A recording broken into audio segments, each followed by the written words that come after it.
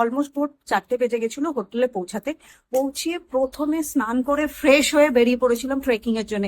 যেহেতু এত লোক ছিল তো একটু লেট হয়ে গেছিল, 10টা বেজে গেছিল। কিছু জন গেছিল ঘোরাতে আর কিছু জন আমরা হেঁটে হেঁটে উপরে গেছিল। প্রথম গাইডেন্স আমাদের মতো লেট করে ট্রেকে বেরোবেন, ও 4টে বা 4:30টার মতো বেরিয়েছে। ভোরে বেরোনোর আরেকটা সুবিধা আছে, ঘোড়ার উৎপাত কিন্তু কম। সঙ্গে অবশ্যই কর্পূর বা ছোট অক্সিজেনের বক্স আর ড্রাই ফ্রুটস নিতে ভুলবে না। সঙ্গে যে ব্যাগটা বা লাগেজটা নেবে সেটা যেন খুব হালকা হয়, না হলে কিন্তু ট্রেক করতে অনেক প্রবলেম হবে। মানে সত্যি বলতে পায়ে হেঁটে ওঠাটাই বেটার মনে করি, কারণ আমাদের চোখের সামনে এক ভদ্রলোক ঘোড়ায় চড়ে যাচ্ছিলেন, বা ঘোড়াটা এমন ভাবে লাফিয়েছিল যে তিনি অলমোস্ট খাদে পড়ে যাচ্ছিল। বাট যেহেতু উনার পাদানির মধ্যে আটকে গেছিল, তাই উনি কোনো রকম ভাবে বেঁচে গেছে এবং মহাদেবের নাম করে উনি তারপর থেকে হেঁটেই চড়া শুরু করেছে। আরো টিপস হচ্ছে ধীরে ধীরে ওঠো, রেস্ট নিয়ে ওঠো। অলমোস্ট 12 থেকে 13 ঘন্টা সময় লাগবে যদি তোমরা খুব ধীরে ধীরে ওঠো, বাট জীবন থাকবে। আদারওয়াইজ অক্সিজেন লেভেল কমে যাবে, খিদে পেয়ে যাবে, আর যা তা রাস্তা থেকে খাবে না, তাতে কিন্তু তোমাদের পক্ষে প্রবলেম হতে পারে।